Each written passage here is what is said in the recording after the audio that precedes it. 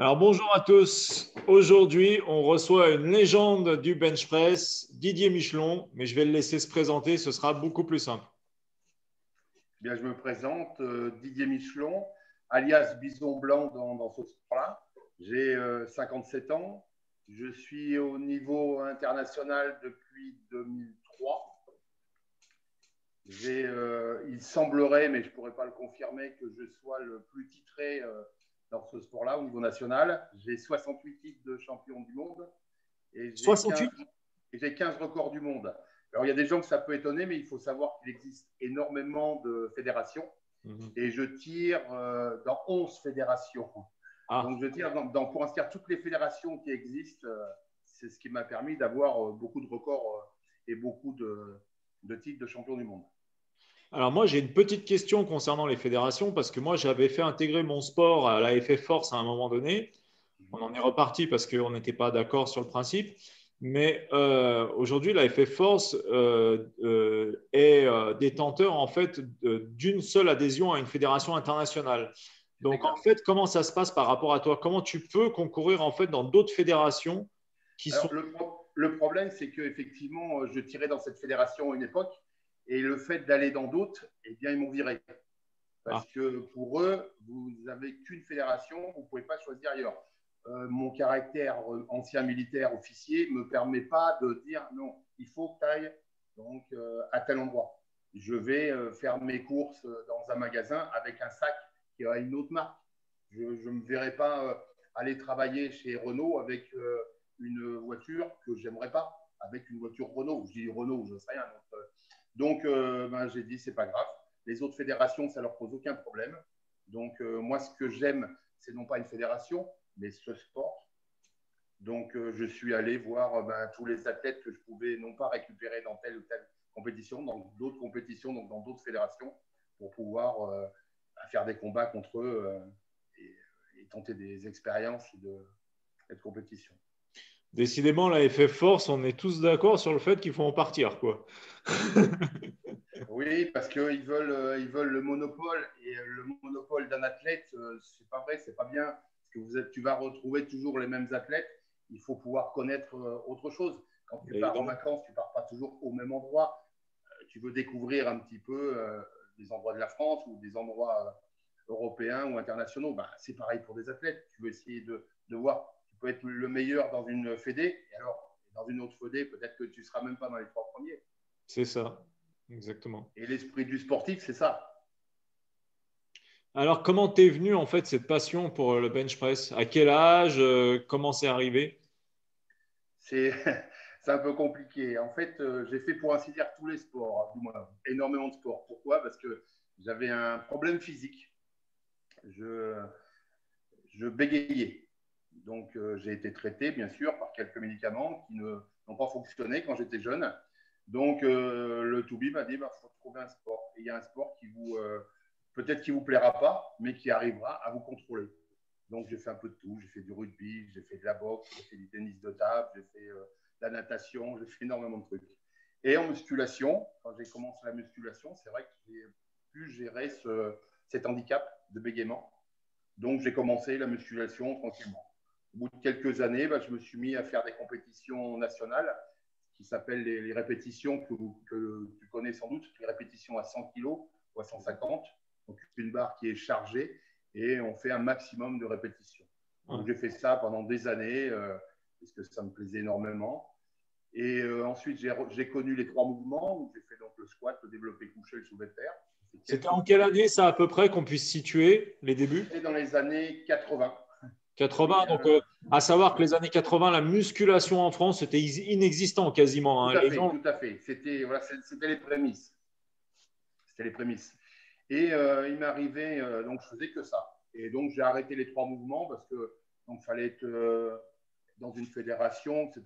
Donc j'ai arrêté. Je ne sais pas pourquoi, j'ai arrêté comme ça. Donc je faisais les 100 kilos, les 150 kilos.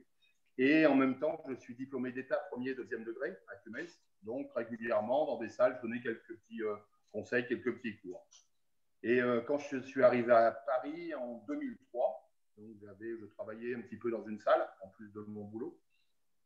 Et un garçon qui a commencé à progresser m'a dit et je voudrais faire de la compétition, il faut que je fasse quelle fédé? Et là, je me dis, ben, j'en sais rien. Je ne sais pas. Tu tapes Google, tu tapes fédération, tu te débrouilleras. Hein. Donc, quelques jours après, je le vois de nouveau et il me dit, voilà, bah, j'ai trouvé une fédération, c'est un tel. Je vais te faire un petit mot en te disant, bah, voilà ce que tu leur demandes, etc. Puisque j'avais déjà fait de la compétition. Et donc, je lui fais ce petit mot. Et quelques jours après, il me dit, ouais, c'est bon, je les ai eus, ils m'ont appelé. Ouais, c'est très bien. Et d'ailleurs, ils te connaissent. Ah ouais, d'accord. Donc, il me dit les noms. Et je dis, effectivement, putain, j'ai tiré avec eux il y a 15 ans, quand je faisais effectivement les 3 mouvements, ou les 20 ans, en fait. Et il faut que tu reviennes. Je dis non. Et en même temps, je ne voulais pas donc vexer mon client, parce qu'un client, ça reste un client. Donc, lui qui insistait, je lui dis, tu sais, moi, je fais les 100 kilos, les 150 kilos, donc la compétition par elle-même à faire des poids très, très lourds et essayer de faire la meilleure perte, c'est pas trop ça, mais bon, ok, ben, je ferai donc les quarts de finale si la compétition se passe à Paris. Comme ça, je ne me mouillais pas. Et puis, je faisais le bébête en disant, voilà. Et malheureusement, donc, 3 semaines après, il me dit, bah oui, c'est à Paris. Donc, j'y suis allé. Alors, avec un mauvais esprit, j'ai un très mauvais esprit quand je veux. Donc, je suis arrivé en tongs, avec un short de basketteur, vous savez, qui est bien sous le genou. Et je suis arrivé à la compétition. Donc, je me suis dit, comme ça, ils me diront, tu ne peux pas faire la compétition, mais j'y suis allé. Et comme c'était des gens que je connaissais, bah, vas-y, passe. Je ne peux pas passer dans cette tenue. Il y a une tenue obligatoire. Oui, il y a une tenue obligatoire, mais on va l'annoncer au micro, comme c'est les quarts de finale et tout. Donc, bon, bah, j'ai dit, c'est bon, je passe. Et puis, j'ai fait une très grosse perf, parce que je m'entraînais bien, très grosse perf. Et là, on m'a dit, voilà, bah, achète un maillot, tu vas tout exploser, etc. Donc, j'ai été sélectionné au championnat de France, et après au championnat d'Europe et au championnat du monde. J'ai choisi les championnats du monde. J'ai fait mon premier championnat du monde. Et puis après, ben voilà, après c'est parti. On est gangréné par l'envie de voyager, l'envie de faire des perfs. Et puis voilà, après c'est parti. Donc 14 ans de niveau international, avec des barres qui sont de plus en plus élevées. Alors justement, parce que Baptiste nous disait que c'était un sport à maturité tardive, et c'est là où il nous a parlé de toi. Ouais, justement. Et justement, le comparatif de ta barre quand tu étais beaucoup plus jeune, la meilleure que tu as fait, et par rapport à maintenant, est-ce que tu peux nous donner un alors, voilà, quand j'étais débutant, pas débutant, parce que je poussais déjà, et puis j'étais parmi des gens forts, on va dire. Je faisais 180 kilos au coucher. Donc, ce qui est pour moi une belle barre, c'est une très belle barre. Pas en équipé, en raw, parce que l'équipement, avec donc le maillot spécial, on n'avait pas trop la notion de ça, surtout en France, dans ce sport-là. Donc, après, quand les maillots sont sortis, c'était vraiment un truc basique. C'était plus d'être compressé automatiquement, puis d'être esquinté d'ailleurs par ce maillot, et qui améliorait légèrement, on va dire, la performance. Surtout, en fait, ça a empêché de se blesser les épaules, qui est à la base le but du maillot. Hein. Après, quand sont sortis les maillots à double pot, triple pot, etc., il y a eu une espèce de formule, on va dire, où les gens disaient oui, avec un simple pot, on gagne 15 kilos, avec un double pot, on gagne entre 30 et 50 kilos. Mais ouais, ça ne veut rien dire. C'est comme comparer une moto, comparer des chaussures ou quoi que ce soit. Donc après, c'est comment on l'utilise, comment on sait l'utiliser. Et pour ça, moi, je l'utilisais à peu près correctement, sachant que je ne l'utilisais sans doute pas à 100%. Donc, je suis parti au Texas, d'ailleurs, comme Baptiste. Je suis parti au Texas, non pas voir le même athlète, mais le meilleur du monde avec les maillots, où je suis resté 10 jours en formation, en stage, on va dire, pour qu'ils m'apprennent à mettre un maillot et à utiliser un maillot plus que correctement. C'est génial, ça. Et justement, parle-nous un petit peu de l'état d'esprit du Texas par rapport à cette discipline, parce que Baptiste nous en a parlé un petit peu, mais effectivement, j'ai vraiment l'impression que contrairement à la France, c'est quelque chose qui est vraiment, vraiment développé là-bas. Je ne sais pas si c'est vraiment le Texas, c'est plus les États-Unis, je pense. Ouais. Mais il est vrai que le Texas, vous avez au Texas le meilleur du monde au développé couché avec les maillots, et le meilleur du monde que j'avais été voir, moi, au développé couché avec un maillot simple. Celui qui est maillot simple et maillot double je pense que c'est une coïncidence, parce qu'ils sont du Texas. Mais c'est effectivement, donc, aux États-Unis, l'esprit n'est pas du tout le même, mais vraiment pas du tout. Quand vous faites une grosse barre aux États-Unis, moi, la première très grosse barre que j'ai fait aux États-Unis, je pensais qu'ils me prenaient pour un Américain. À me lever, à m'embrasser, etc. Ils sont fiers de voir des grosses barres, peu importe votre nationalité. Ils sont fiers de voir des grosses barres. Ce qui est malheureusement pas le cas, on va dire, en France, mais dans d'autres pays, attention. En France, tu es Ici, dopé si tu fais une grosse barre, quoi. voilà, c'est ça que j'allais dire. Ici, ça paraît peut-être un petit peu incompris. J'ai l'impression que ça se développe de manière exponentielle aux États-Unis, que les sports de force ici, c'est à maturité tardive aussi. Il y a encore des gens qui ont peur un petit peu. Comment tu vois le truc? Ben, je pense que, comme d'habitude, la France est légèrement dépassée par les événements. Ouais.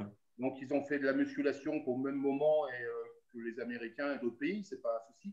Par contre, l'évolution donc des maillots, des shooters, des élastiques, des chaînes, ça, ils veulent pas en entendre parler parce que sinon, il faut évoluer avec son temps. Je pense que les gens qui n'acceptent pas ça, ils ont pourtant un ordinateur, ils n'ont pas une machine à écrire. Donc, il faut savoir évoluer. La France a toujours un petit retard, mais dans beaucoup de choses, je veux dire, sans critiquer, j'ai été militaire, donc j'ai représenté la France. Donc mais je pense que c'est ça le problème. Est-ce que ça ne vient pas du problème? Parce que moi j'assimile beaucoup, parce que étant donné que moi, ça fait 14 ans que je développe mon sport en France et à l'international, et c'est très, très dur en France, puisqu'à l'international, j'ai réussi à regrouper 35 pays autour de ma fédération de 2013 à aujourd'hui. Et en France, on a énormément de mal à faire connaître la discipline. Mais est-ce que, à mon sens, moi, c'est une idée personnelle, hein, est-ce que ça ne vient pas du fait qu'on est quand même le seul pays qui a un diplôme d'État et qui dit en fait que si tu n'as pas ce diplôme, tu n'as pas compétence à développer quelconque activité sportive et que donc partant de là, on se dit que c'est la Bible du sport et tout ce qu'il n'y a pas dans cette Bible-là, c'est pas bon. Donc c'est pour ça qu'on n'accepte pas en fait l'évolution, le travail qu'il y a à l'extérieur. Moi, c'est une question que je me pose en fait. Je sais pas. C'est vrai que je pense que pour un athlète débutant, le fait d'être en discussion avec une personne diplômée, ça le rassure. Ça, c'est clair. La personne diplômée, c'est beaucoup de choses. Ça, on est bien d'accord. Faut pas le nier. Non, je critique pas le diplôme. Par contre, l'expérience compte aussi beaucoup. Je ne sais pas, je vois dans une salle donc effectivement de muscule, personne n'est diplômé d'État, elle n'a jamais fait de compétition, que ce soit nationale ou internationale. Je pense qu'il a il est moins fort au niveau de l'esprit que quelqu'un qui effectivement a fait des compétitions. Je pense que l'expérience de compétition compte énormément parce que la personne ne va pas se préparer avec un abécédaire, avec un B à bas en disant c'est comme ça et comme ça. Non, il va utiliser effectivement ses expériences, ses connaissances internationales pour dire tiens, lui il fait ça, lui il fait ça. Qu'un diplômé d'État, il va rester dans son tunnel avec des œillères en disant voilà, j'ai appris, c'est comme ça et comme ça. Oui, c'est bien, mais c'est basique. C'est-à-dire que pour arriver à un niveau interrégional, c'est parfait. Au-delà, peut-être pas. Peut-être pas, je ne me permets pas de juger. Mais je pense que le problème, il est là. Oui, comme tu l'as précisé, en fait, le truc, c'est que le sport évolue.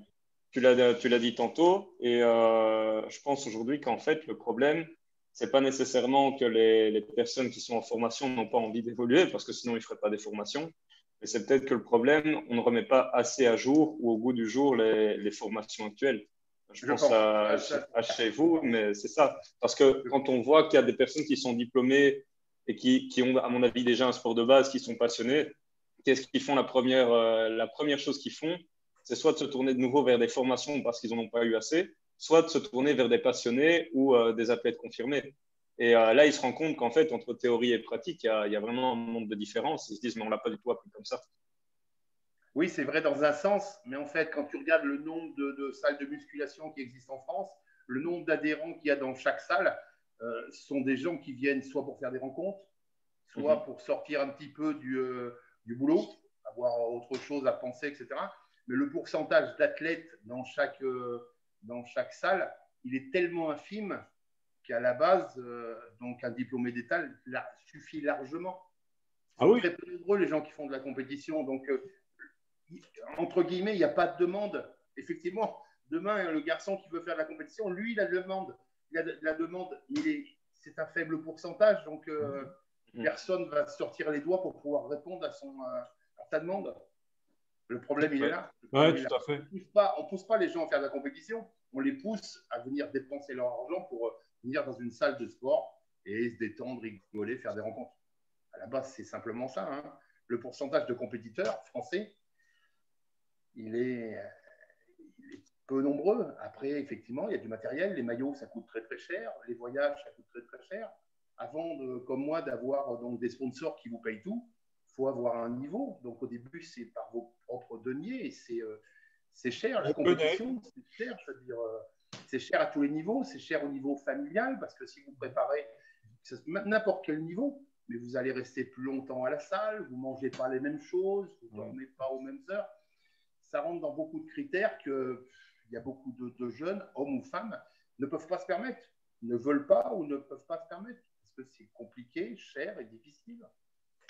Alors justement, moi j'ai une question concernant ta famille. Comment ça a été vécu cette évolution de la compétition? Parce que comme tu viens de le dire, et Nico et moi on connaît très très bien ce phénomène, c'est-à-dire que ça impacte énormément sur la vie familiale par rapport à notre temps qu'on passe à faire notre sport, qu'on ne mange pas la même chose, que bah forcément des fois par rapport à la famille où bah, il va y avoir un repas, on va peut-être pas manger pareil, etc. Comment ça a été vécu chez toi? Comment tu as pu surpasser ça? Parce que toutes les femmes n'acceptent pas. Hein. Ouais. Ben, je n'ai pas pu, comme beaucoup de monde. J'ai divorcé et puis après, les petites amies que j'avais, ben, c'était dans ce milieu-là. Pareil pour les amis. Les amis, ben, on les sélectionne. Pourquoi? Parce qu'ils ont la même mentalité. S'ils ont la même mentalité, ben, c'est qu'ils font le même sport ou alors qu'ils sont d'un sport autre, mais qui sont au niveau international. Donc, qui ont la même mentalité de combattants, je veux dire. Donc, en fait, ce n'est pas une restriction. On peut avoir énormément d'amis. Dans la restriction, elle est qu'on est sur le même sujet. Quand on va faire un barbecue ou quoi que ce soit, il n'y aura qu'un sujet. C'est tiens, comment tu t'entraînes? Tu as essayé ça et ça Et celui qui n'est pas du même sport, mais tu as été dans ce pays, comment ça se passe? On est bien reçu? Quelle mentalité ils ont? Le problème, c'est ça. C'est qu'en fait, nous, à ce niveau-là, on a des œillères. On n'a pas le kidam, le monsieur tout le monde, on l'a plus, on l'a évincé en fait de nos amis et de nos connaissances parce qu'ils ne comprennent pas. Ils ne comprennent pas qu'on fait des régimes toute l'année, qu'on s'entraîne tous les jours, même Noël ou 31, parce qu'on a des compétitions, donc tout est pré-réglé au niveau des entraînements. Et ça, à part un autre compétiteur, les personnes disent mais tu vas pas bien, c'est pas ça la vie. Pour pouvoir vivre un peu, manger ce qu'on veut, boire un coup, ça. Non. Non. Et tu vois, Nico, ce qu'il dit, ça fait plaisir d'entendre ça parce qu'en fait, on a l'impression en fait qu'on parle avec quelqu'un qui est comme nous, quoi. Et quand il a dit à un moment donné tout à l'heure, il a dit c'est pas une contrainte, c'est ce que je dis tout le temps. En fait, il n'y a pas de sacrifice. On aime faire ça, c'est tout. On aime. Oui, oui, dans un sens, mais c'est vrai qu'à un moment donné, moi ça m'est arrivé. Hein. À un moment donné, quand vous êtes vraiment. Moi, je faisais entre 6 et 8 compétitions internationales par an. Ah, c'est beaucoup. Voilà. C'est-à-dire que ben, je n'ai pas de grosse période, plus de 10 jours sans entraînement au niveau de la récupération. Donc, il m'est arrivé plusieurs fois, j'avoue, d'aller à l'entraînement comme si j'allais au boulot, par culot, avec aucune envie. Mais il fallait que telle date, je sois prêt. Donc, il fallait que j'aille à l'entraînement puis que je le défonce. Après, quand je fais l'entraînement, je le défonce. Mais j'y allais en étant un peu feignant durant le voyage. Je me posais les questions et j'étais un peu feignant en disant « Oh, c'est bon, j'aurais pu prendre un jour de repos. » Donc, c'est vrai qu'on aime ça, mais c'est vrai que quand vous rentrez dans le système semi-professionnel, on va dire, il y a des jours où il y a des baisses de confiance en soi, donc on a moins envie. Mais c'est normal, ça arrive à tout le monde, ça.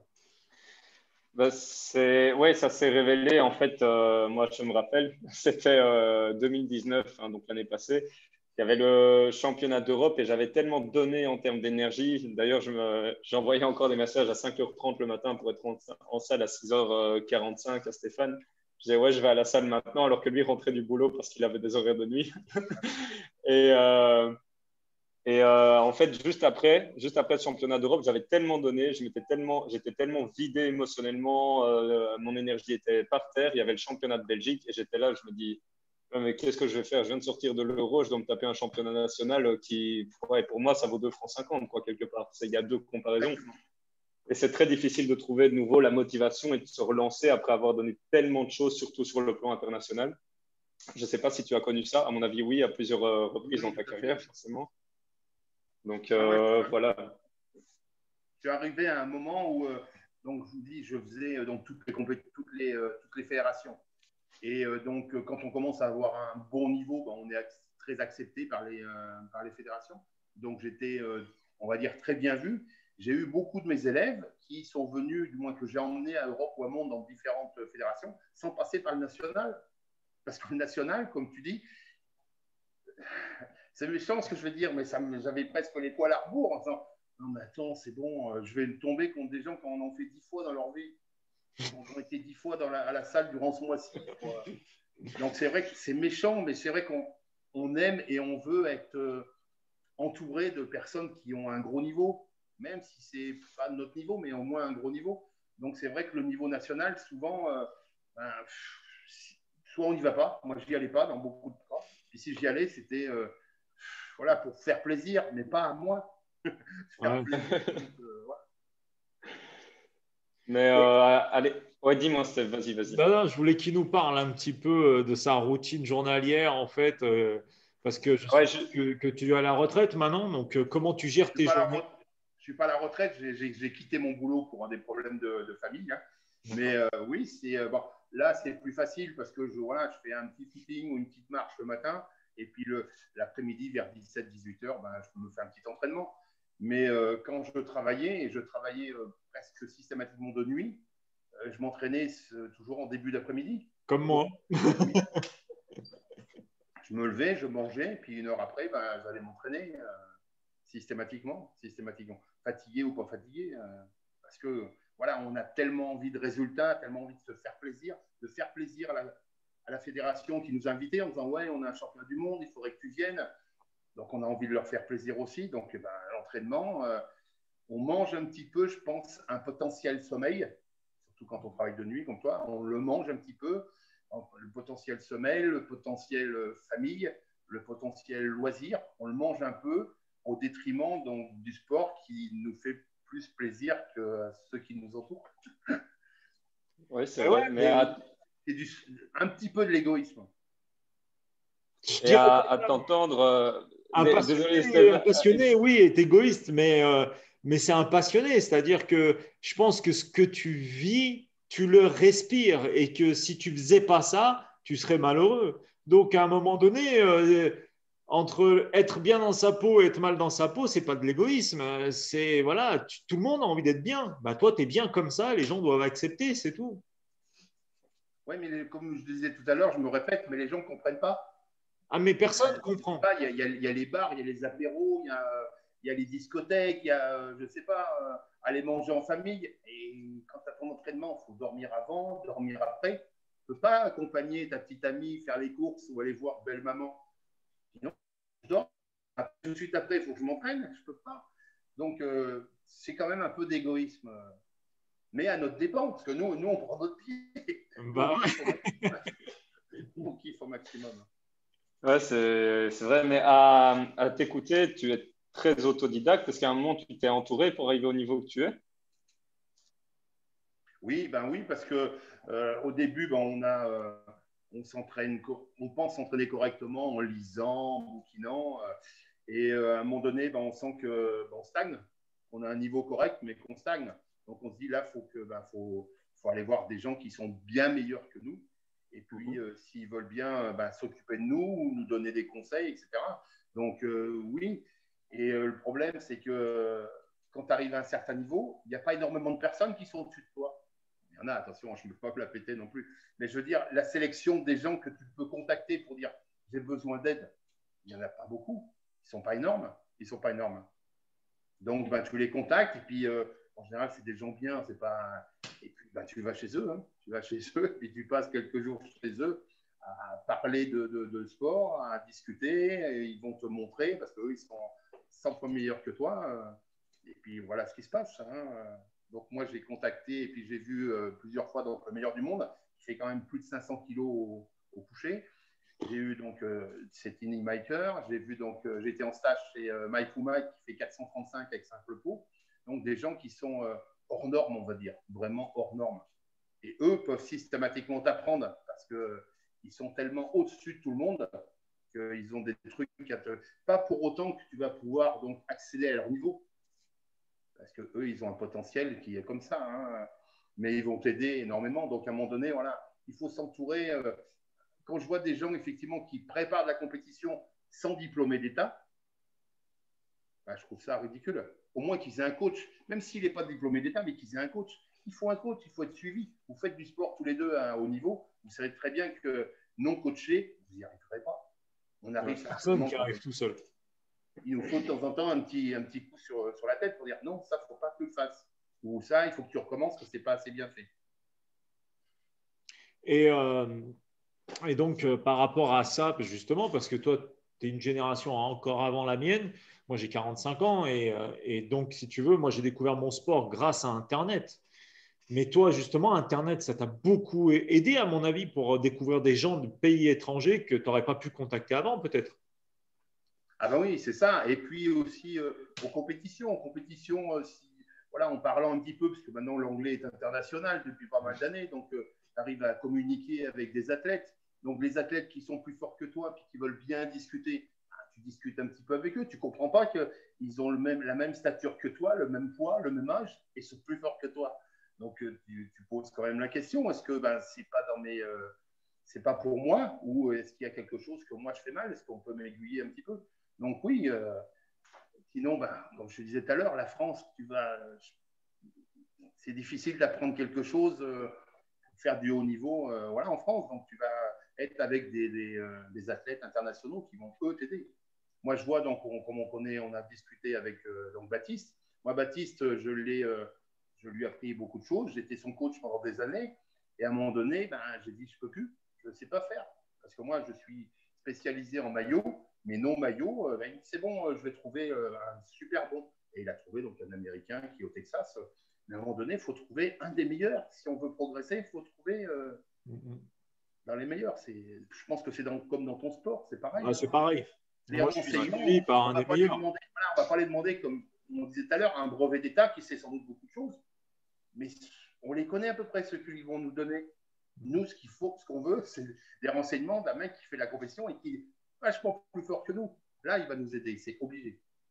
Et justement, toi, qu'est-ce qui t'a fait évoluer? C'est l'aspect technique ou c'est l'aspect programmation que tu avais le plus besoin en fait pour ton évolution? L'aspect technique. L'aspect toujours programmation, lui étant diplômé d'État deuxième degré, j'arrive à le préparer. Quoique, ma première préparation, j'explique ma préparation, je me fais ma préparation et le progrès, c'est énorme. Franchement, c'est un truc super bien. Je suis vraiment très, très bien. J'ai une programmation de 12 semaines et c'est hyper bien. Vraiment, j'explose tout. Et à un moment donné, je stagne. Je stagne et je commence à même descendre un petit peu mes perfs. Donc là, je ne comprends pas. Et je vais à l'INSEP, parce que j'habitais Paris, je vais à l'INSEP. J'avais des potes à l'INSEP. Et je leur dis, j'ai fait mon entraînement, vous pouvez l'étudier un petit peu, puis regarder. Donc, je reviens quelques jours après. Et donc, je leur dis, vous avez étudié un peu? Ouais, on était plusieurs. Regardez, il est tip-top, l'entraînement. Je dis non. Comment ça, non? Je dis, moi aussi, je pensais avoir travaillé dessus. Mais le problème, c'est que j'ai augmenté mes perfs. À un moment donné, ça stagnait. Puis là, je chute un petit peu. Donc, tous à réfléchir, on ne comprend pas. C'est vraiment faire bien, voir, ouais, tout fait. Puis d'un seul coup, ils se sont mis à rigoler. Ça y est, on a trouvé. C'est quoi que j'ai fait comme connerie? Tu n'as pas pris en compte que tu travaillais. Oui, quand tu es sportif professionnel, tu peux faire un entraînement professionnel. Mais quand tu travailles, c'est vrai qu'à un moment donné, il y a de l'énergie qui part quand même dans le boulot. C'est clair. Ma première préparation, je l'ai un peu foirée à cause de ça. Parce que je n'avais pas pris en compte qu'effectivement, je travaillais. Et tu fais quoi? Tu faisais quoi comme métier de nuit? J'étais directeur de casino. Je faisais partie de la direction. D'un casino de jeu, hein, pas à vendre du lait. Bah ouais, par touche, quoi. Non, pas par touche. Ah, J'ai fait tranchant et barrière. d'accord. J'ai fait les deux plus grands, mais pas par touche. Et justement, moi, ça m'intéresse comment tu gérais, parce que moi, je travaille de nuit depuis plus de 20 ans, tu vois, et je sais que quand, quand je finis ma nuit, je ne peux pas m'entraîner parce que je n'ai pas l'influx nerveux nécessaire pour faire quelque chose de correct. Donc, en fait, moi, je cumule. J'ai la chance de travailler, tu sais, 3 fois par semaine parce que je fais 36 heures en 3 jours. Et après, j'ai 4 jours et là, je fais que m'entraîner, en fait. Donc, en fait, si tu veux, quand je travaille de nuit, je vais faire de la mobilité, des petits trucs comme ça. Mais justement, comment tu gérais ton sommeil par rapport forcément au décalage du travail de nuit et après la reprise pour t'entraîner la journée? Je me couchais, je dormais 5 heures. Ah, c'est pas beaucoup. Non, je déjeunais. 1 heure après, j'allais à l'entraînement sur 2 heures, 2 heures et demie, et je redormais 2 heures et demie. Ah, tu endormais après. Donc, en fait, je cassais mon système sommeil en deux. Après, peut-être que tu as été habitué de par ton passé militaire aussi. Voilà. Et puis après, au boulot, au boulot la nuit, je ne suis pas très protéine. Donc, des petits encas à chaque pause que je me prenais. J'avais la possibilité de prendre les pauses à peu près que je voulais. Donc, un petit encas pour manger correctement, pour se préparer pour le lendemain. Alors, parle-nous de ton alimentation, parce que moi, j'ai vu des petites vidéos de toi un petit peu avant qu'on fasse l'interview. À un moment donné, sur une vidéo, tu disais, je ne mange pas de charcuterie, je ne bois pas d'alcool. Alors, parle-nous un petit peu de ton alimentation de base, en fait. Quel régime tu suis? Ouais, très basique, hein, patrie, bien sûr, boîte de carbone.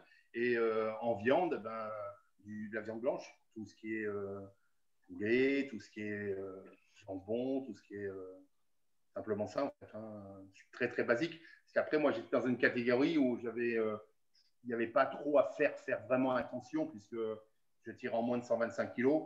Donc, avant d'arriver au-delà de 125 kilos, je suis à mes 71. Donc, ça va, je veux dire. Je tournais entre 117 et 121 kilos, tranquillement. D'accord. Okay. Donc, la quantité, ce n'était pas trop ça. Après, oui, tu essayes de. Voilà, tu ne manges pas de frites, tu ne manges pas de charcuterie, tu ne bois pas d'alcool ou peu, parce que tu bois quand même de la bière. Surtout en compétition, c'est du systématique. Parce qu'après la compétition, on arrose ça avec les étrangers ou avec les. C'est la bière, c'est comme ça, donc il ne faut pas se mentir. Effectivement, on boit de la bière. Maintenant, il semblerait que, c'est certain, ça apporte de la B2, de la B6, donc la B3 même, donc c'est nécessaire après un effort de boire de la bière. Attention pour ceux qui vont entendre, pas à chaque entraînement. Hein. Mais après une compétition, on peut faire quelques excès qui vont nous amener pas mal de vitamines et puis de l'amitié, la sincérité et puis l'ambiance. Ok, Steph, pour le moment, tu as des questions encore? Ouais, t'es spectateur, toi, je trouve un peu là. Moi, en fait, je récolte, hein, tu vois, je prends les notes. Je vois, il prend des notes, le gars. Et puis après, voilà, j'ai des questions qui surviennent, mais pour le moment, oui, on n'a pas encore parlé des fréquences, parce qu'il y avait Baptiste avec qui on avait discuté, qui disait, en fait, arrivé à un certain stade, on est plus en train de se concentrer sur le renforcement des muscles, des travaux accessoires et muscles antagonistes, et qu'on bench moins. Donc, il disait, ouais, on bench tous les 8 jours pour lui, je pense que c'est ce qu'il nous avait dit. Hein. Et il y en a certains qui allaient jusqu'à 10 jours, en fait, 10 jours, avant de retrouver un bench. Comment ça se passe, toi, par rapport à ça? Quelle est la fréquence de tes entraînements par semaine? En préparation, donc, on fait moi, en tout cas, je faisais du très lourd, donc c'était tous les 10 jours. Tous les 10 jours, pour pouvoir récupérer dans les deux sens, pour comprendre, parce qu'on savait très bien je sais très bien qu'il faut 10 jours, à peu près entre 8 et 10 jours pour récupérer, mais de toute façon, je ne pouvais pas. Moi, mes séances sont très, très, très intenses, vraiment très intenses. Malheureusement, donc, je crache le sang, le sang sort des narines, etc. Parce que j'ai eu un gros souci il y a 4 ans, 5 ans maintenant, sur une très grosse barre, c'est 410, donc c'est quand même une belle barre en entraînement. Et j'ai été aveugle d'un œil pendant 6 mois. Oh! Et en fait, mon ophtalmo ne comprenait pas, donc j'ai été voir un des spécialistes français là, à Paris, qui n'a pas compris tout de suite, on va dire. Et après, il s'est rendu compte que j'avais fait. Il me dit, mais comment ça se passe quand vous faites vos gros entraînements et des barres de fou? Je dis automatiquement, vous savez comment ça se passe, on a le goût de sang dans la bouche. Hein, il dit, ouais, c'est normal, il faut saigner du nez, saigner de la bouche. Il dit, ça, c'est pas un souci. Est-ce que vous vous souvenez de votre dernière grosse barre? Oui, bien sûr, c'est 410. J'étais bien mort et tout. Et vous vous souvenez de ce qui s'est passé? Non. Si, il me souvient, je me pense me souvenir que j'ai pas eu de soucis ce jour-là. À chaque fois, il fallait que je me mette du coton dans le nez, mais je dis rien. Ah ben, me dit, attends, je vais le chercher. Il a cherché, effectivement, il y avait un hématome derrière l'œil. Le sang, s'il ne sort pas, il faut qu'il sort quand même, je veux dire. Hein. Mais pourquoi le sang, il sort quand tu fais ça, en fait? C'est ce qu'on appelle un coup de bélier. Nous, c'est un effort qui dure, qui a une durée qui est quand même infime, mais le sang donc arrive en coup de bélier. C'est un truc de malade.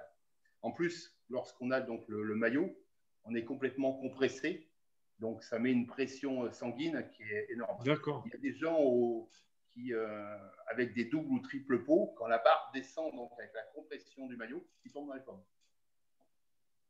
Il arrive, il pose la barre et il tombe dans les pommes. Donc, et quand c'était… Pardon, tu penses. Pardon. Quand c'était arrivé cet accident-là, est-ce qu'à un moment tu t'es dit ok, je stoppe la compète, j'arrête ça, ou tu t'es pas posé de questions? Mais non, le problème, c'est voilà. Il s'est dit reste un œil. Il me reste un œil. On est idiot. Bon, j'ai fait quelques études, je pense pas être trop bête, j'ai un bac plus 4, mais on est idiot. On pose son intelligence devant le gymnase. Ce qu'on veut, c'est de la perf. Donc après, oui, effectivement, quand on est redescendu, on se dit, faudrait quand même que je me calme. Et ça dure combien de temps? Le temps de manger, puis du sommeil. Quand on se réveille pour aller à l'entraînement, cette pensée-là, même si elle est encore là, on l'oublie. On l'oublie. Ça, c'est le problème du sportif. C'est que le sportif, on ne lui demande pas d'être intelligent, on lui demande de faire des perfs. Ouais, c'est forcément intelligent. C'est ça, je veux dire. Je ne me casse pas ou je ne casse pas les sportifs en disant ça. Ouais. Mais ce qui est intéressant, c'est que malgré ce que tu nous racontes, tu dures dans le temps quand même, hein, parce qu'il n'y a pas beaucoup de sports où on peut être performant à cet âge-là, quoi. Alors ça, je pense que c'est un concours de circonstances, parce que c'est ce que j'ai expliqué il n'y a pas très longtemps dans une salle. Hein. Je leur disais, à partir de 45 ans, il n'y a pas de secret. Hein. On n'a plus le même taux d'hormones, le même taux de testostérone. Donc, systématiquement, on chute. Donc, la question est venue en disant, oui, mais toi, je ne sais pas, j'en sais rien. Je suis passé au travers. Effectivement, moi, à 45 ans, je faisais des belles barres. Mais si on m'avait dit, un jour, tu penses faire 300, mais j'aurais rigolé au nez de la personne.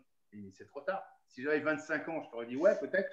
Et puis, j'ai fait 300 et 320 et 330 et 350. Donc, je ne sais pas pourquoi. Je ne pourrais pas l'expliquer. Je pense que comme dans tout, il y a des exceptions. Je suis content d'avoir fait partie des exceptions. Tu connais beaucoup de gens qui ont ton âge et qui sont toujours à haut niveau comme toi? Dans l'international, peu. Il y en a beaucoup, mais avec un très très gros niveau, il y en a vraiment peu. Faut avouer, il y en a vraiment peu. Et en termes de blessures? Tendinite, beaucoup de tendinite. Ouais. Mais bon, c'est pareil, tendinite, on va revenir à la France. Attention, j'aime la France, que ce soit pas mal interprété. Mais la France, arrêtez. Mais il n'y a pas d'autre chose. Vous buvez beaucoup? Oui. Faut arrêter pendant 3 semaines, 1 mois, voire 6. En général, c'est 6 semaines. Hein, heureusement que les Américains sont là. Avec les Américains, 7 jours, vous n'avez plus de tendinite. C'est des produits qui sont interdits en France, mais qui sont autorisés partout. Hein, c'est pas des anabolisants ou quoi que ce soit. Hein. Et il y a des produits exprès pour les tendinites et voilà. Faut les utiliser. Tout le monde les utilise, sauf la France. Donc la France, vous avez une tendinite, vous en avez pour 6 semaines d'arrêt et elle revient systématiquement, régulièrement.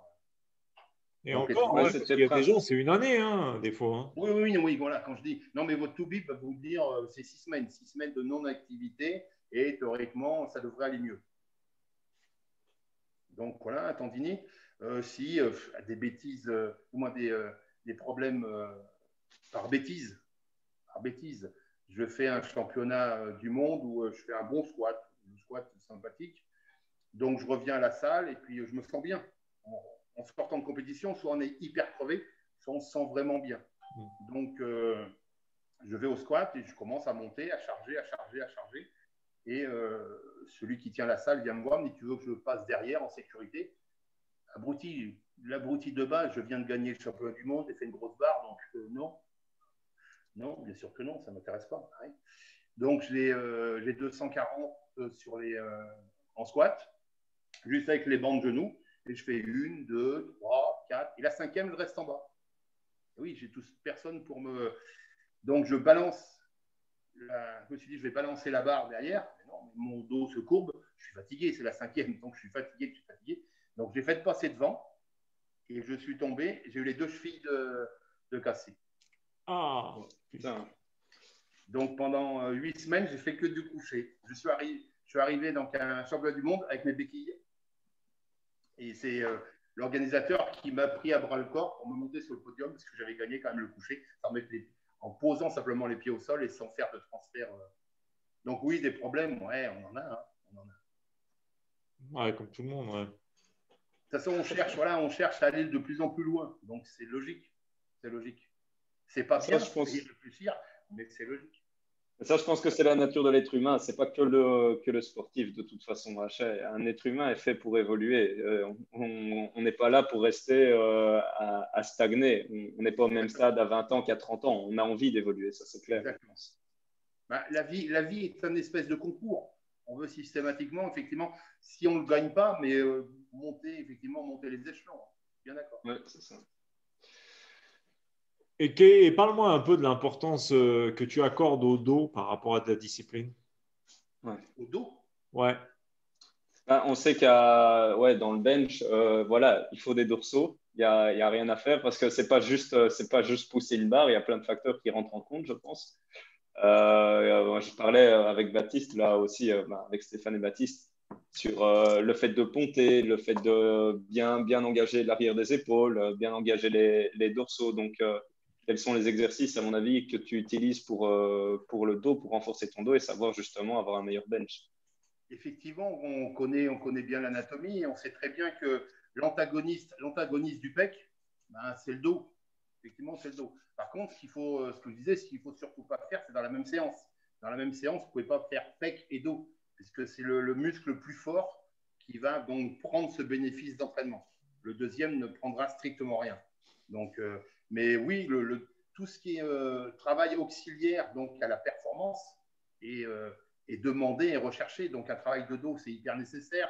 Un travail d'épaule, c'est hyper nécessaire. Un travail de cuisse n'est pas hyper nécessaire, mais est nécessaire aussi. Parce que pour bien pousser au coucher, il faut avoir des cuisses. Donc, le squat est nécessaire. Souvent, les petits pousseurs disent « Oui, non, mais moi, je fais du coucher, ça ne m'intéresse pas, le squat. » Non, mais ça t'intéresse le coucher, donc il faut faire du squat. Il y a un transfert de cuisse qui va se faire pour envoyer la barre beaucoup plus vite et beaucoup plus lourde. Donc, effectivement, il ne faut rien négliger. Tout est bon. Tous les muscles vont être nécessaires et vont apporter leur petite option pour optimaliser la performance. Comme le dos, comme les épaules, comme beaucoup de choses. Ah, vas-y, Nico, vas-y. Je ne sais pas si on l'avait demandé, mais donc, tu as été dans 11 fédérations différentes. Et c'était savoir également si tu avais fait en non équipé et en équipé, ou si maintenant tu fais plus que l'un au détriment de l'autre. Là, ça fait 1 an et demi que je n'ai pas fait de compétition internationale. J'ai un petit problème de santé. Mais sinon, non, j'ai fait de l'équipé simple pot, de l'équipé double pot et du raw, c'est-à-dire sans équipement. Non, j'ai fait tout. Mais je suis plus un spécialiste en équipé multipot. Mais j'ai fait de tout. J'ai des records du monde en simple pot, en double pot et même en raw comme le fait Baptiste. Ah ouais, ok. D'accord. Et comment tu vois ton avenir là? Et, je veux dire, avec les années qui arrivent, est-ce que tu as des nouveaux objectifs? Parce qu'avec tout ce que tu as fait, comment tu entretiens cette motivation pour te donner des nouveaux objectifs?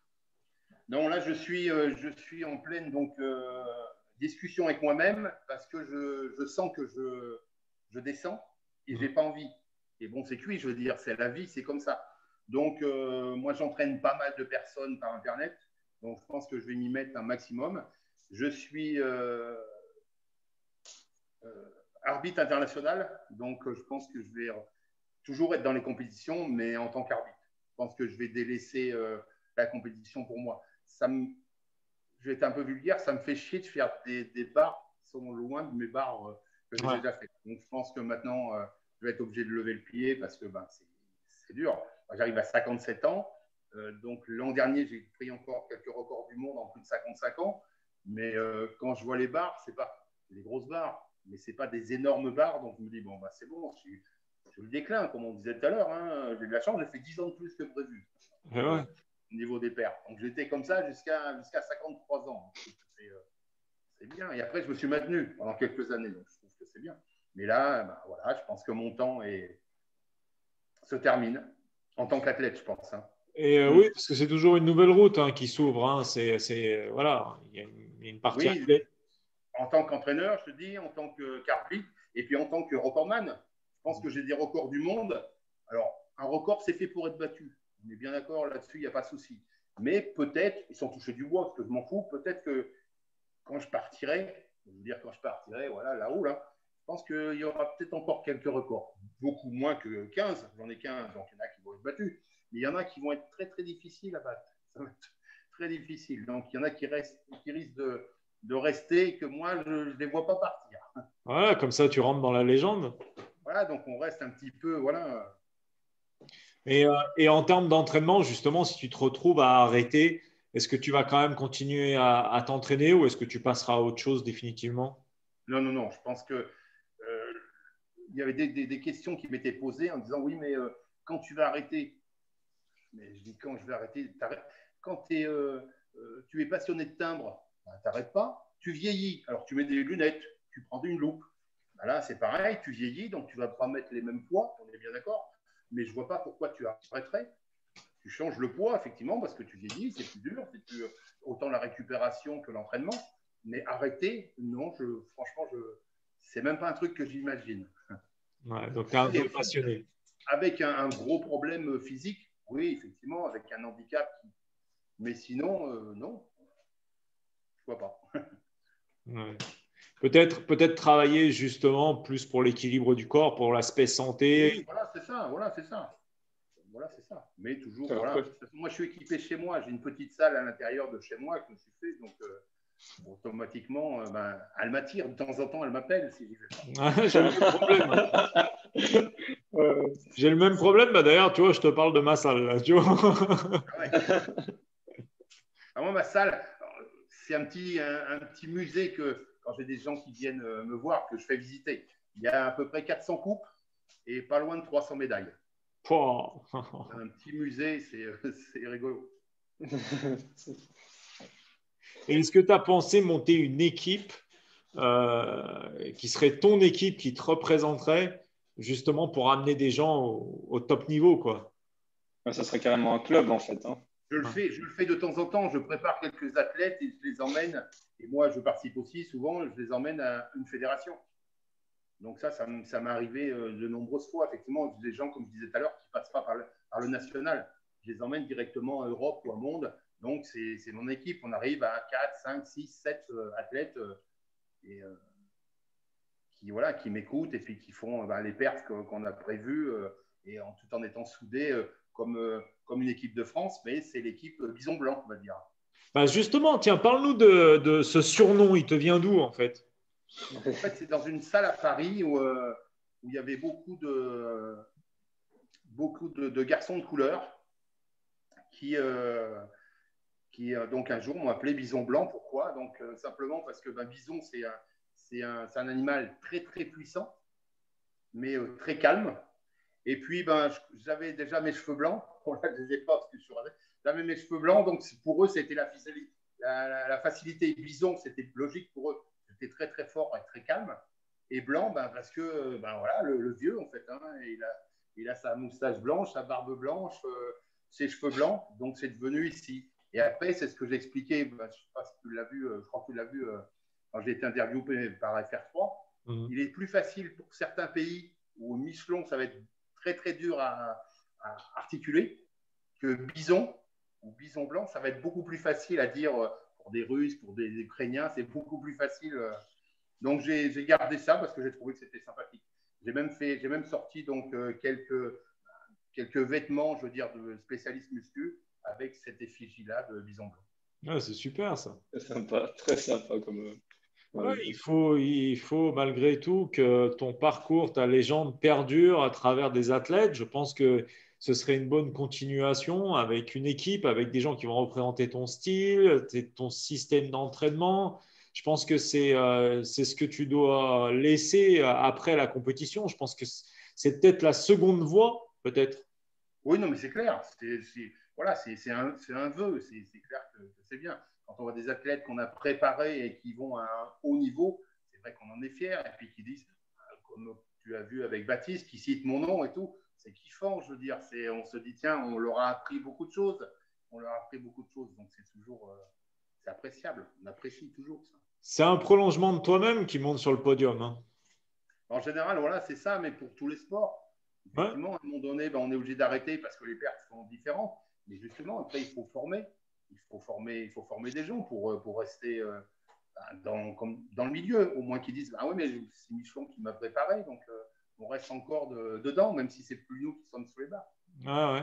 Ouais, c'est ce qu'il faut. Ouais. C'est ça qui. Ça fait quand même pas mal de travail, hein, mine de rien. Hein. Donc après la carrière d'athlète, il y a encore de quoi faire, hein, mine de rien. Oui, mais c'est sûr. Non, puis après le palmarès que tu as, je veux dire, il y a plus rien à prouver, hein. Non, voilà, ça fait déjà plusieurs années où j'ai pas mal d'athlètes qui m'ont dit, mais arrête de faire la compétition, tu n'as plus rien à prouver. Je dis, je peux pas, c'est trop kiffant. Ouais, t'aimes, c'est tout, hein. Mais bien sûr, c'est pas pour les lots. Les lots, vous les trouvez dans des magasins à 2 euros, je veux dire, hein, la coupe, la médaille, c'est pas. Et je suis allé l'an dernier, pourtant je faisais la compète, mais là je ne l'ai pas faite comme arbitre avec toute une équipe. Et j'étais bien et tout, on citait mon nom sans arrêt, j'étais la petite star de la compète. Hein, et à la fin, donc, il y a eu la distribution des médailles et des trophées. Et ben, comme un gosse, j'étais aux toilettes et j'ai versé ma larme parce que, je ne sais pas pour le prix de la médaille, mais je me disais, si j'avais participé, c'est sûr que j'aurais eu des médailles et là, ben, j'ai rien.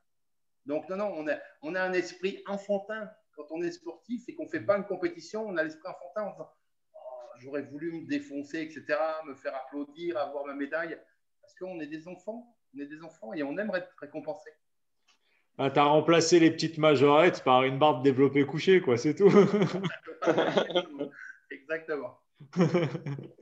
mais on comprend tout à fait cet état d'esprit parce que on est pareil, hein, voilà, peu importe le sport, je pense qu'on est tous comme ça, hein.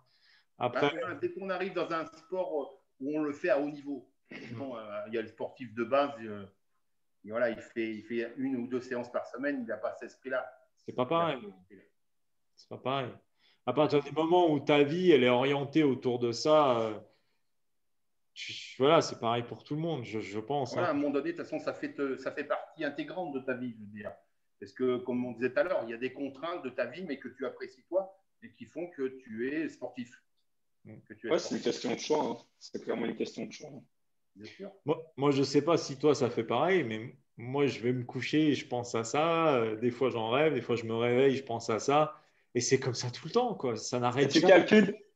Tu calcules le nombre que tu vas faire, etc. Tu dis, ah ouais, demain, ça va être comme ça, ça va être comme ça. Tu visualises, en fait, tu vois, ça t'arrose comme ça. Moi ça m'arrive. Voilà, il y a déjà tout ça, on prépare, etc.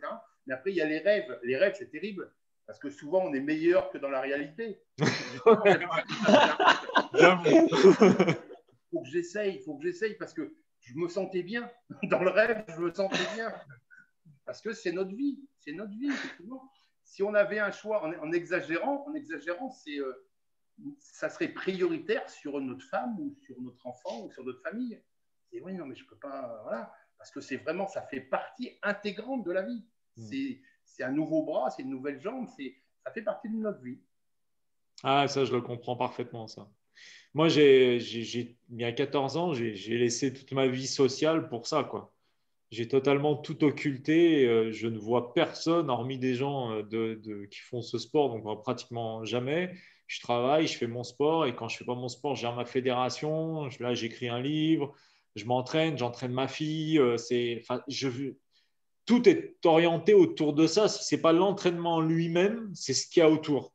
Mais ça tourne autour de ça, en fait. Donc, je comprends parfaitement tout ce que tu dis. Et je pense qu'il n'y a que des gens qui pensent comme ça qui peuvent discuter et se comprendre.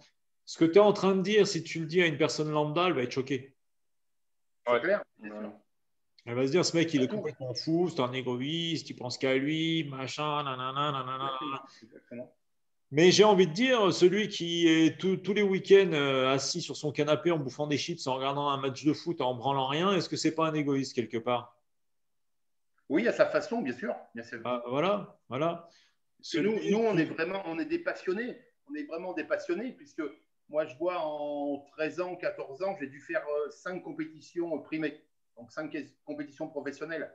Donc, ça m'a rapporté rien du tout. Donc, c'est vraiment de la passion.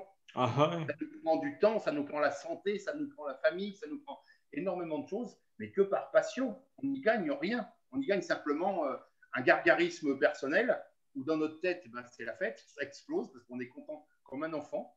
Mais ça s'arrête là, ça s'arrête là. Mais bon, au moins, on a quelque chose à raconter de notre vie. On arrive à un certain âge. Comme vous dites, si le mec il regarde la télé ou il va au bar ou quoi que ce soit, qu'est-ce qu'il va raconter à ses enfants ou ses petits-enfants? Mais sa vie, elle est monotone. Elle a été mariée, elle a eu des gosses, et c'est très bien. Mais je veux dire, il n'y a pas d'accomplissement personnel.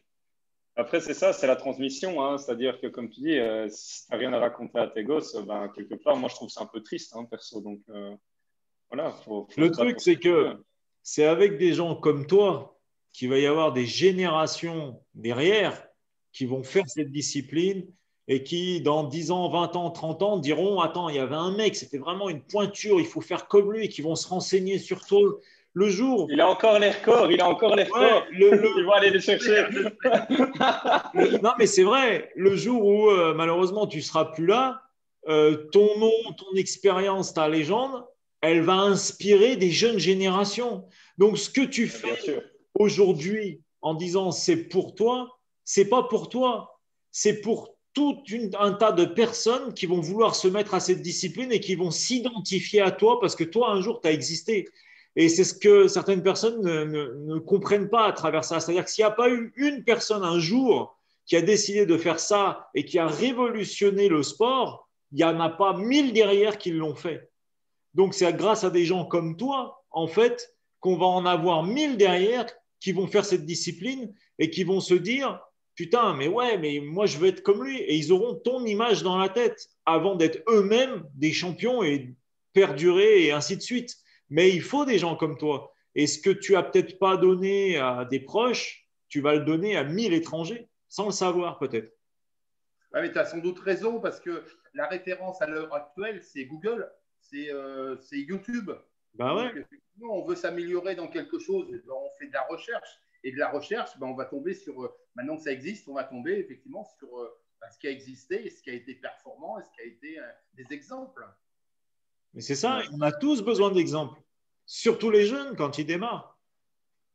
Tu vois, peut-être qu'à travers cette vidéo, il y a des jeunes qui vont te découvrir et qui ne te connaissaient pas, qui vont te contacter. Peut-être que ça va être des élèves, peut-être qu'on ne sait pas, peut-être dedans un, ça va être une légende plus tard. Ouais, non, mais tout à fait. Mais et c'est parce qu'on a des gens comme toi, des précurseurs, on a des gens qui ont écrit l'histoire.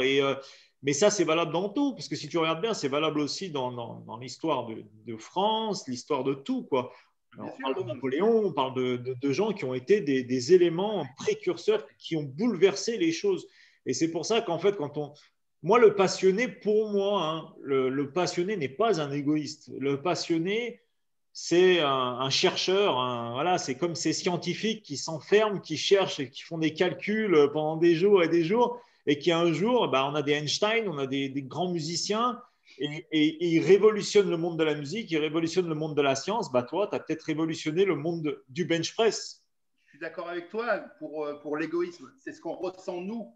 Mais comme on est reçu par la réception des autres, c'est complètement différent. La réception des autres, on est égoïste. On vit dans un monde qui n'est pas le leur. On vit dans un monde à part quand même. On vit dans un monde à part. Ah oui, mais on n'est pas dans quelque part. Tu n'es pas dans la majorité, Stéphane n'est pas dans la majorité, et donc forcément, ça paraît bizarre et anormal, quoi. C'est clair.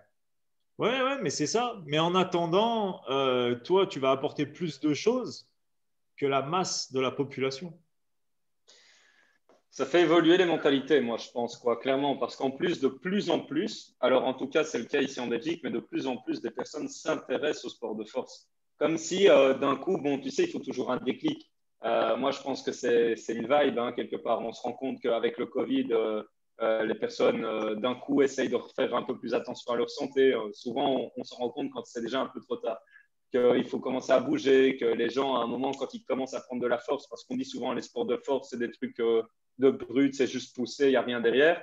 Mais quand une personne commence à faire des choses qu'elle n'arrivait pas à faire, c'est des conneries, hein, mais 5 pompes, 6 pompes, elle passe à 10 pompes, 15 pompes, qu'elle passe d'un développé militaire de barre à vide à 30 kilos, elle s'y fait, mais être fort, c'est kiffant quand même. Et là, j'ai l'impression qu'il y a une vague qui est quand même en train d'arriver. En tout cas, moi, c'est ce que je ressens. Et c'est avec des gens comme toi qu'en fait, ça fait évoluer les mentalités et se dire, mais tu vois, ça n'empêche rien. Il n'y a pas de limite quelque part. Mais c'est bien ce que tu dis parce que c'est ce que je dis systématiquement à mes athlètes. Les athlètes qui me disent mais on va aller où dans les entraînements futurs. Je dis, la recherche, c'est la performance personnelle. Avant d'attaquer une performance nationale ou internationale, non, on s'en fout de ça à la base. C'est de la performance personnelle. Comme tu dis, le mec qui fait 10 pompes, il faut espérer que dans quelques mois, on en fasse 12. C'est ça qui est formidable. Effectivement, cet esprit-là, il est dans beaucoup de gens. Par contre, il y a quand même quelques exclus parce qu'il y a des gens qui veulent systématiquement de la perf nationale ou internationale. Ils sont dans un monde de bisounours. Ça n'existe pas. Ce qu'il faut, c'est se battre, simplement se battre soi. Il faut arrêter d'essayer de battre les autres. Mais déjà, c'est une mauvaise mentalité. Exactement. Et moi, je pense à un moment donné, oui, il faut, mais en étant débutant, les 2-3 premières années, il faut se battre soi. Ça s'arrête là. Et je pense que celui qui veut battre l'autre ne dure pas dans le temps. Non. Puisque tôt ou tard, on est battu. Donc, mais oui, c'est ce que je disais, les records sont faits pour être battus et il n'y a pas de champion éternel. Un champion, il est fait pour être battu, ce qui est logique et puis ce qui est normal. Je veux dire, ça permet, comme tu disais tout à l'heure, c'est le point qu'on s'est fixé et qu'il faut, qu'il a référence, mais qui va changer. C'est une référence qui est en mouvement, qui va finir par changer. Il y aura une autre référence. Il y aura toujours des légendes et je pense que tu en fais partie dans ta discipline et je pense que les gens, voilà, ils se référeront toujours à toi. Et tu sais, on constate que tu vois, les nouvelles générations qui arrivent vont pas prendre pour référence quelqu'un qui a une génération juste au-dessus d'eux. Ils vont aller chercher 2 fois au-dessus d'eux parce qu'ils se disent, mais comment ils faisaient un peu plus avant? Et c'est peut-être cette génération-là qui va suivre ton chemin ou qui sera intéressée par ton parcours, parce que tu as quand même un parcours qui est exceptionnel. Quand on regarde le volume de compétition que tu as fait et le nombre de records que tu as, c'est pas commun, quoi. Même on peut regarder dans tous les sports, c'est pas quelque chose de commun, quoi. C'est ça. J'ai mis toute ma vie dedans. Hein. Et d'ailleurs, tu as des enfants? Tu as des enfants? Oui, ouais, j'ai une fille, mais on ne s'entend pas. Donc pas voilà. Ah mince. Bon, elle connaît mes performances, bien évidemment, avec ses collègues d'école quand elle est à l'école, mais ça s'arrête là. Ah, je pensais que ça allait peut-être perdurer, parce que moi j'ai une fille j'aurais bien aimé. Depuis l'âge de 7 ans, ma fille, en fait, elle pratique et elle s'entraîne avec moi. Alors, je ne sais pas si ça durera longtemps, mais en tout cas, elle est accro. Elle est accro à la perfection du mouvement, elle est accro à la compétition. Et ça, tu vois, c'est quelque chose pour moi qui est peut-être encore mieux que de vivre une compétition, c'est de pouvoir vivre ça avec mon enfant. Je crois que c'est la meilleure chose que je puisse vivre, en fait. Voilà. En général, nous sommes les référents de nos enfants, systématiquement. Ouais. Donc, ils veulent nous faire plaisir en faisant la même chose parce qu'ils ont vu que nous on le faisait.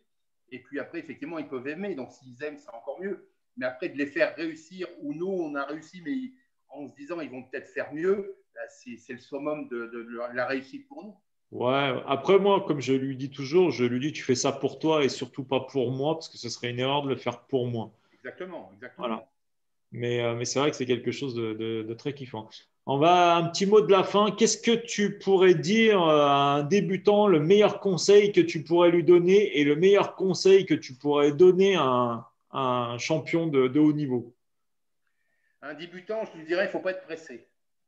Il faut savoir attendre les choses vont arriver tranquillement, il ne faut pas griller les étapes et pas être pressé.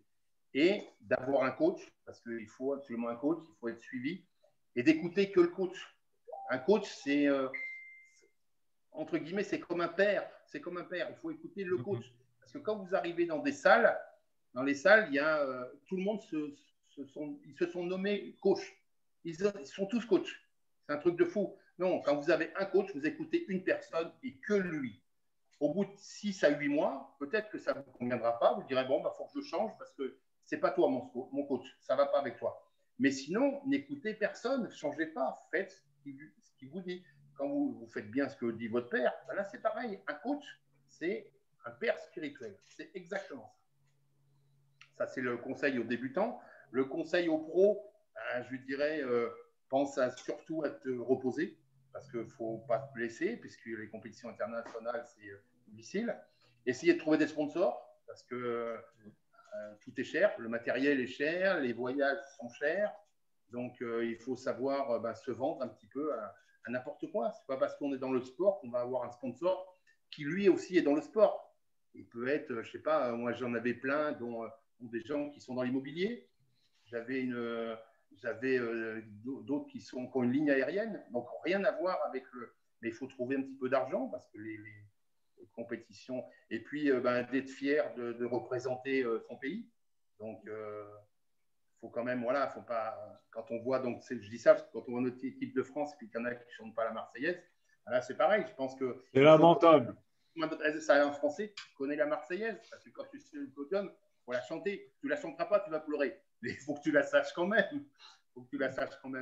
Donc voilà, voilà ce que je pourrais dire. Dans les deux cas, il faut un coach. Même si tu as un haut niveau, il te faut quelqu'un pour te raisonner et pour que tu restes systématiquement sur la même ligne.